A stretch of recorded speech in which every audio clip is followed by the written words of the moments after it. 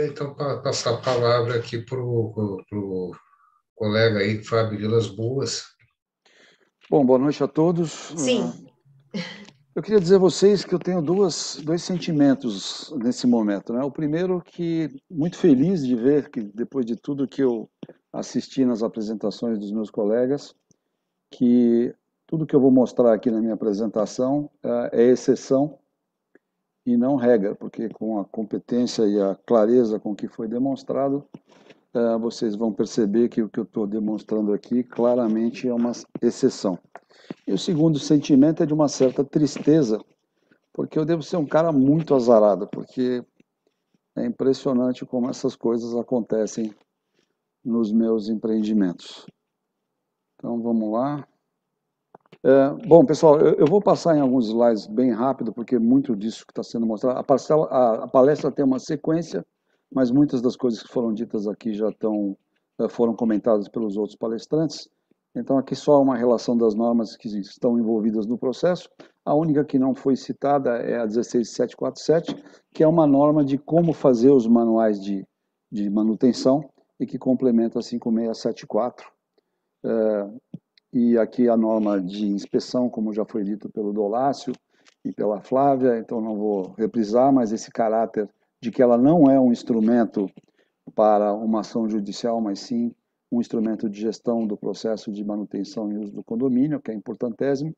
E a segunda questão do caráter de clínico geral e não um caráter de especialista, que ela pode evocar, se for necessário, mas que não é o primeiro conceito que vem com essa norma. A norma de manutenção, a 5674, então, ela também estabelece de uma forma bastante simples, aí está destacado ao lado, né, que a principal função da manutenção é preservar as questões originais do projeto, o desempenho original do projeto, e prevenir que o sistema sofra algum tipo de degradação ao longo do tempo, em função do seu uso, das questões externas ou do próprio envelhecimento dos materiais, né. O que não foi mostrado aqui ainda são esses dois manuais, que são os manuais quase que padronizados no nosso segmento aqui em São Paulo, pelo menos, que são os manuais do Secov e Sinduscom, um deles voltado à unidade autônoma, à unidade privada, e o segundo às áreas comuns, chamado de Manual do Síndico, que estabelece alguns desses processos de manutenção, alguns tempos de garantia e outras informações, mas que deve ser de uma forma se for aplicado corretamente, complementado por situações específicas de cada empreendimento, com um plano de manutenção específico para cada produto, porque esse manual é de caráter geral. Existem, além da norma que auxilia na execução desses manuais, várias publicações como essas indicadas ao lado aí, que auxiliam o mercado, principalmente aquelas pessoas que talvez não tenham um acesso direto às normas. Existem manuais de boas práticas, então, que vão incentivar a maneira de se produzir esses manuais, facilitando a vida. Eu gosto muito de etimologia, né? Eu peguei aqui a etimologia da palavra perito, né? E o perito, ele é aquela pessoa que conhece por experiência e prática. Isso é o que a gente viu aqui em todas as apresentações. E é o cara que, se a gente for mais a fundo no grego, é o cara que prova. Não? Então, quando a gente vai efetivamente para a questão não do laudo de inspeção, mas sim de uma perícia, claramente o intuito dessa função é que, então, esse profissional não somente determine casualidades e todas as origens daquele produto, responsabilidades e assim por diante, mas ele prova isso através de uma série de evidências. E o segundo agente dessa questão, eu coloquei o síndico, porque a palavra síndico, que vem também do latim e do grego, ela tem essa questão de patrocinar a justiça. Ou seja, ele deveria aplicar uma série de regras administrativas de manutenção e assim por diante, e uma vez que haja algum problema, ele seria um mediador adequado para contratar uma perícia, um laudo, e dizer, bom, isso aqui cabe a nós por uma falha de manutenção, ou isso aqui cabe à construtora por uma deficiência de origem, assim por diante. Infelizmente, não é o que acontece, né? Por questões mercadológicas, a gente teve lá um período muito grande de depressão no nosso setor, 2014 a 2019, e isso criou que muitos profissionais que perderam suas colocações em empresas e tudo mais, migrassem para atividades individuais. E uma delas seriam as perícias, outras delas seriam síndicos profissionais e outras atividades que o profissional pode exercer, um profissional técnico, quer seja engenheiro, arquiteto ou algo parecido, pode exercer. E isso fez com que nós tivéssemos uma avalanche de profissionais menos experientes, menos qualificados, mas que estão disponíveis para executar os serviços, têm qualificação segundo os nossos órgãos reguladores e, consequentemente, a gente, então, acaba enfrentando essa enormidade de processos que a gente tem visto por aí, né? Quando a gente fala aqui do equilíbrio ou do desequilíbrio em relação às questões mercadológicas, o Nelson citou lá que nas estatísticas nós temos a maioria dos projetos entre 4 e 5 anos. Isso se deve a uma questão simples, né? O entendimento geral do mercado é que a garantia, até porque está estabelecida no Código Civil, exclusivamente para a segurança estrutural e do empreendimento, ela termina aos 5 anos e, consequentemente, aos 4 anos e 11 meses, são gerados aqueles laudos gigantescos. O Nelson falou em 80 páginas, eu já recebi laudo de 600 páginas, 700 páginas, com fotografias que não sei nem de onde vieram, às vezes porque tem um esparadrapo colado na parede e vem uma foto dizendo que tem um problema. E muitas vezes, como o próprio Nelson já citou, esses laudos eles têm dois problemas. Primeiro, eles têm uma inconsistência técnica gigantesca, eles criam um absurdo de investigação, ou seja, mesmo que depois a gente consiga descaracterizá-los, eles geram um trabalho enorme para o nosso setor. E, via de regra, eles induzem o juiz, induzem o perito judicial e o próprio juiz, de que é um empreendimento de má qualidade, dado a enormidade de indicações de falhas e de outras questões, independente de elas existirem por falha de uso, por falha de manutenção, ou até mesmo por falha dos próprios incorporadores. Outra questão importante é que o incorporador e o construtor, diferente dos demais agentes do processo, ele tem uma relação de B2C, ou seja, o consumidor, a relação dele com as nossas empresas é uma relação de consumo. E o juízo tende a considerá-los, em muitos casos, hipossuficientes e ter uma relação bastante paternalista. Quando a gente busca uma questão de regresso em cima de pessoas fornecedores de materiais e de serviços, ou mesmo do próprio condomínio por não ter aplicado os manuais de manutenção de forma adequada, a gente vai para um processo de B2B e aí nós temos aqueles processos longos, complexos e demorados, né? Os impactos de manutenção, de falhas de manutenção, eles dificilmente são considerados nessas avaliações, nesses laudos de inspeção e, como disse o próprio Nelson e a Flávia, eles, via de regra, instruem esses então, processos, principalmente de produção antecipada de provas, que tem uma vantagem, eles não geram custo, eles não geram sucumbência, então eles são fáceis de se fazer, porque o máximo pode acontecer não dá em nada, né? E isso, então, faz com que a gente tenha essas questões ligadas ao judiciário. Aqui eu vou pular, mas basicamente essas são as incumbências que estão estabelecidas na norma de desempenho. Vocês podem ver que manutenção e seus devidos registros é uma das incumbências prioritárias do usuário e ela não é cumprida, né? Aqui é a mesma coisa em relação à vida útil, eu vou pular porque não tem sentido. O Carlos Borges citou que, então, que a norma estabelece os prazos mínimos, e aqui estão os que estão hoje preconizados na versão atual da norma, né, para cada um dos sistemas. E aqui um pouco da história de que o sistema é paternalista. Então, tem um monte de obrigações do lado do produtor-fornecedor e pouquíssimas do lado do usuário. E mesmo quando o usuário não cumpre, ele ainda tem a benevolência do judiciário, que faz com que a gente sofra, então, essas ações. Esse gráfico também faz parte da norma, né? Ele mostra claramente, naquela curva azul, a questão do desempenho que vai caindo ao longo do tempo, e ele mostra os processos de manutenção, que são esses picos em vermelhos, e a retomada do desempenho durante um período até que ele chegue na fase em que o sistema não mais é possível de ser recuperado, e aí ele deve ser, então, substituído. O Nelson falou isso, e acho que a Flávia falou isso, o gráfico da direita, ele mostra exatamente a curva de aumento de custos uma vez que você não faça uma manutenção adequada.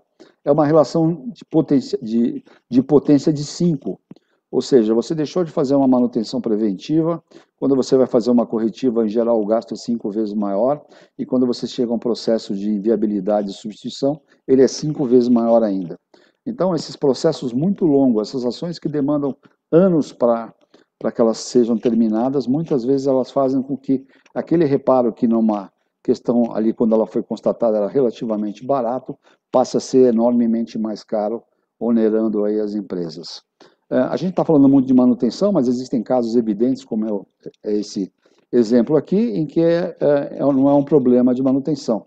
Um empreendimento entregue com 3 anos jamais poderia ter esse tipo de desempenho, e claramente aqui é um defeito de execução, e isso a perícia tem essa competência para determinar e explicar exatamente quem são os responsáveis. Aqui nós estamos dando um exemplo que nós estamos utilizando hoje, devido a esse problema de nós sermos muito penalizados pela falta de manutenção, nós tomamos a proatividade de nós irmos ao condomínio para fazer uma inspeção. Inspeção essa que será feita através dessa norma, então, se ela virar ou lei, como está sendo discutido hoje na Câmara Municipal, ou uma regra de mercado, uma autorregulamentação de mercado, a gente não precisaria fazer isso, porque já haveria esse processo automaticamente. E é evidente, pelos que estão indicados em vermelho, que em muitos casos a manutenção não é feita de forma correta, e isso acaba, de alguma forma, então, virando depois um passivo, virando um problema mais grave que reverte contra a construtora. O Nelson falou, às vezes, em má-fé, em demandas desproporcionais, e aqui eu trouxe alguns exemplos, né? Esse aqui é um empreendimento de muitas torres lá em Santos, onde o perito, a fazer seu laudo, por volta dos 5 anos, indicou que a solução de pintura não era adequada, porque tratava-se de um ambiente muito agressivo. E conforme vocês podem ver que está traduzido o laudo embaixo, não sendo recomendado e tal, o uso da pintura. Esse trabalho foi feito ao longo da obra, né? Foram desenvolvidas tintas específicas para a região, e aqui vocês podem ver o prédio depois de 7 anos, sem qualquer repintura, sem qualquer manutenção. Ele está perfeitamente íntegro, com um visual interessante, e nós fomos muito questionados porque o condomínio queria que nós pintássemos 10 torres de 23 andares, mesmo não tendo feito absolutamente nenhuma manutenção. Esse segundo caso aqui é um caso onde foi questionado a questão das vagas do condomínio, um condomínio gigantesco também com mais de 1.000 vagas, e o primeiro laudo que veio estabelecia 490 vagas com problemas que deveriam ser solucionados. Se a gente fosse indenizar essas 490 vagas por serem imprestáveis, nós estamos falando de uma ação de 13, 14 milhões de reais, minimamente. E depois de uma análise que nós fizemos, aí contratando topografia para verificar dimensionamentos, posicionamentos, acessos e outras tantas coisas, nós chegamos a um laudo final de 3 vagas que efetivamente não atendiam a condição adequada e 46 que poderiam ser corrigidas com uma simples repintura. Qual que é o problema? A repintura custou algo em torno de uns 30 mil reais e o trabalho de investigação, para dizer que nós não tínhamos culpa nenhuma no cartório, custou mais de 100. A utilização de normas completamente fora do contexto, né? Normas estrangeiras que não estão na hierarquia estabelecida pela ABNT. E aqui eu vou dar alguns laudos que nós tivemos, aí sim, aqui já são ações, são perícias, ou seja, não estamos simplesmente limitados às questões dos laudos de inspeção, mas infelizmente as perícias a gente vê em alguns casos aqui. Nesse caso aqui, esse é o procedimento determinado pelo perito judicial para se testar a estanqueidade da fachada. Uma mangueira com o cara molhando por 10 minutos, e ele achou que isso era o método, que sei lá de onde surgiu, da cabeça dele provavelmente. Aqui um outro caso de um empreendimento com 7 anos de uso, com uma galeria de infraestrutura do condomínio, onde nunca foi feita uma única limpeza, uma única manutenção, e obviamente deve ter havido assoreamento, entupimento e assim por diante, e o laudo foi que o prédio não tinha nenhum caimento, sem nunca ter feito nenhuma topografia, nenhuma medição dos níveis do fundo da rede para constatar então essa falta de declividade. Esse é outro caso também da mesma linha, o achismo de que o talude estava instável. Claramente a gente vê pelas manchas que não havia manutenção da cobertura, implicando em infiltrações. E nós tivemos então que contratar, como mostra aqui, um recálculo desses taludes para chegar à conclusão que o talude está perfeitamente estável, está com a geometria adequada, e aí fomos, tudo bem, então tapinha nas costas, está bem, não precisamos fazer nada, só que os custos para isso ficaram conosco.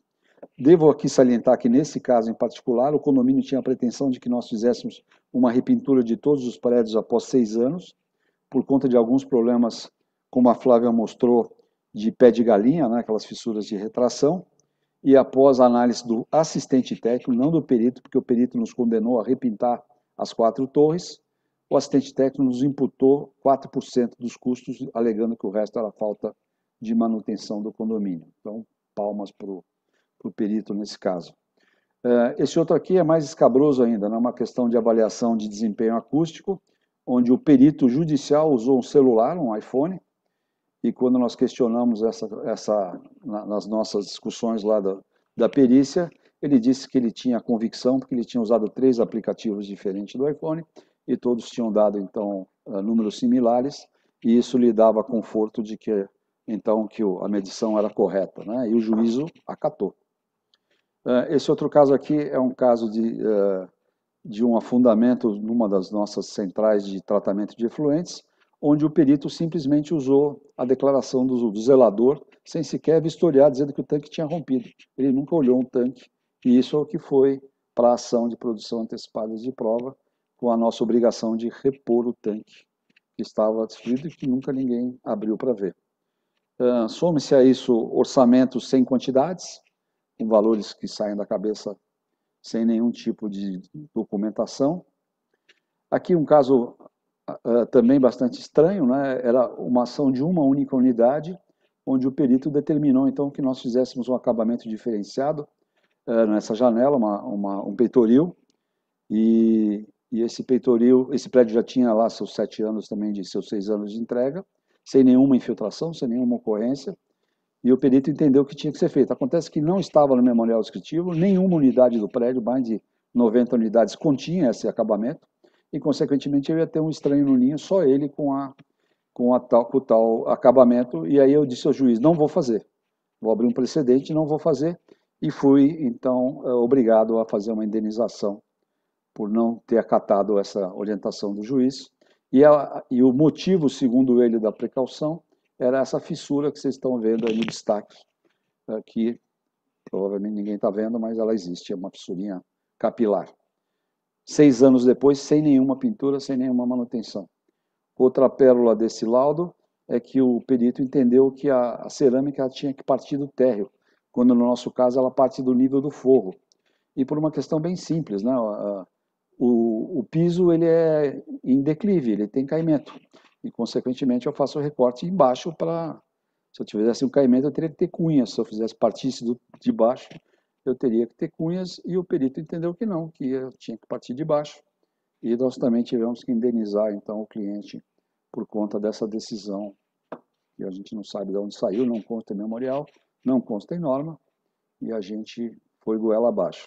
E, por último, mas não menos absurda, é essa inclusão na LIDE, onde nós, depois de 28 anos de um edifício entregue, houve uma segunda obra de uma outra construtora, e havia uma infiltração, ela entendeu que a infiltração era da casa vizinha, que é essa que aparece na foto, e a casa vizinha, então, imputou o problema às nossas fundações executadas 30 anos antes, porque 28 anos é a data de entrega, né? 30 anos antes, dizendo que a tubulação de esgoto dele tinha sofrido algum tipo de recalque devido às nossas obras 30 anos anteriores, e o juiz acatou. Depois de muito trabalho, graças à intervenção, nesse caso, do Dolácio, que nos assessorou, a gente conseguiu, então, ser excluído da LIDE por uma decisão absurda, porque a perícia não nos excluiu da LIDE. O juiz entendeu errado o que estava escrito e nos excluiu contra o que estava no parecer do perito. Mas o final foi feliz. Então, a conclusão que a gente tem aqui, que eu acho que subsidia um pouco até do que o Carlos deve colocar agora, que é a questão da judicialização. Ela é regra. 100% dos nossos empreendimentos, aos 5 anos, são transformados em algum tipo de laudo com a intenção de judicializar, quer seja através de um acordo, entre as partes, quer seja através de uma ação efetivamente. A gente não tem, muitos casos, como aquele caso das garagens, os agentes públicos não são criticados. Então, nós temos casos relativos à contaminação, onde a CETESB tem um parecer dizendo que não está contaminado e a gente é instado a fazer algum tipo de intervenção mesmo, e a CETESB não é chamada a lide. Isso vale para a prefeitura e assim por diante. As questões de relação B2B e B2C, que fazem muito diferença nessas ações, né? A gente deveria ter um processo onde o ônus da prova das exigências das manutenções deveria ser da parte que tem essa obrigação, no caso o condomínio e não a gente, e acaba sendo sempre invertida essa questão, e isso nos dificulta demais, porque a gente provar o que o outro não fez é muito mais difícil, né? A questão das origens, né, que a gente deveria ter, então, estancar o processo na data daquela origem, e às vezes nós temos projetos que demoram 9 anos para chegar a uma conclusão, e 9 anos depois, obviamente, os danos são muito mais severos e de muito maior monta para serem reparados, e todos eles acabam caindo sobre a gente. A questão da segunda instância para a prova técnica, né, a gente sabe que até é possível, mas em condições muito especiais, em geral, a prova técnica não é mais discutida em segunda instância, então a gente fica refém dessas decisões dos peritos de primeira instância, que muitas vezes não são devidamente capacitados, e não existe um órgão como o IBAP, por exemplo, que pudesse fazer uma auditoria sobre os processos e funcionar como um agente regulador. A responsabilização, então, desses maus peritos e dos maus condôminos ou dos clientes que entram com ações abusivas, claramente com o intuito de um ganho desproporcional e ilícito. E, por último, a gente ter dentro das questões, uma vez que a gente está falando de manutenção em vida útil, a exigência dos fornecedores, que são parte importante do processo, da caracterização do operação, uso e manutenção dos seus produtos. Essas são recomendações que a gente deveria agregar a todo esse processo que nós estamos tratando. Então, muito obrigado, eu permaneço à disposição também.